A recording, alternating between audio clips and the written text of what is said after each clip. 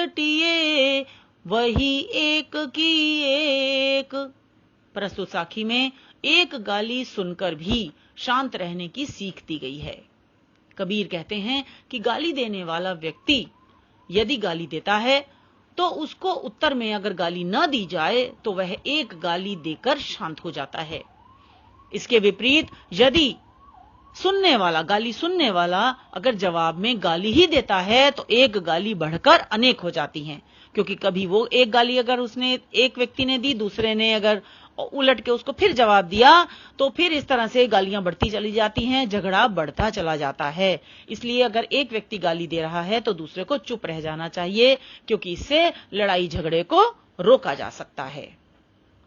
माला तो कर में फिरे, जीभ फिरे मुख माही, मनुआ तो दहू दिस फिरे, यह तो सुमिरन नाही। कबीर ने इस साखी में भक्तों को मन की चंचलता पर रोक लगाने को कहा है। वे कहते हैं कि ढोंगी साधुओं के हाथ में माला होती है और वे मुंह से मंत्रों का जाप करते रहते हैं, किंतु उनका मन तो किसी और तरफ होता है। कहने का मतलब यह है कि उनका मन तो किसी और तरफ लगा रहता है, वह मन में तो कुछ और सोचते रहते हैं, मन उनका ईश्वर की तरफ नहीं होता।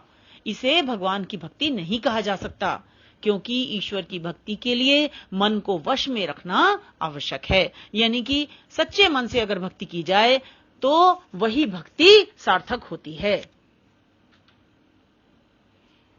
कबीर घास ना नींदिए, जो पाऊल तल होय, उड़ी पड़े जब आँखी में, खरी दुहेली होय।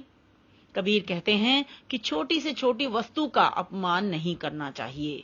वे कहते हैं कि तिनके जैसी तुच्छ वस्तु, तिनके जैसी छोटी नगण्य सी, बिल्कुल जिसका कोई महत्व ही नहीं होता, ऐसी वस्तु जो भले ही पैरों के नीचे की हो, उसका अनादर नहीं करना चाहिए, अर्थात उसकी उपेक्षा नहीं करनी चाहिए, क्योंकि यदि वह तिनका उड़कर आंख में चला जाए तो हमें कष्ट दे सकता है।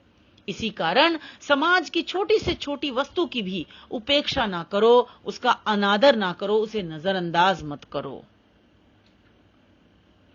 जग में बैरी कोई नहीं, जो मन शीतल होय, या पाको डारी दे, दया करे सब कोय।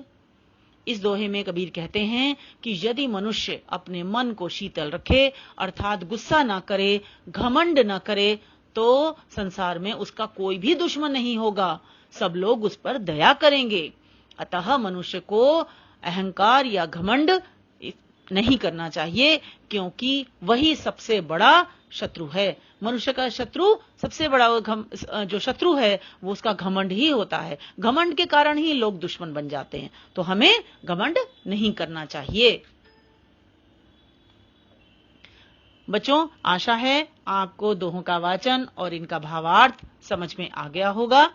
इसे लाइक करें, दोस्तों के साथ शेयर करें और सब्सक्राइब करना बिल्कुल ना भूलें। बच्चों, मेरा फेसबुक का भी पेज है हिंदी गुरुकुल के ही नाम से, डिस्क्रिप्शन में मैंने उसका लिंक दे दिया है, उसे लाइक जरूर करें। धन्यवाद बच्चों, तो मिलते हैं अगली वीडियो में कुछ नया पाठ लेकर।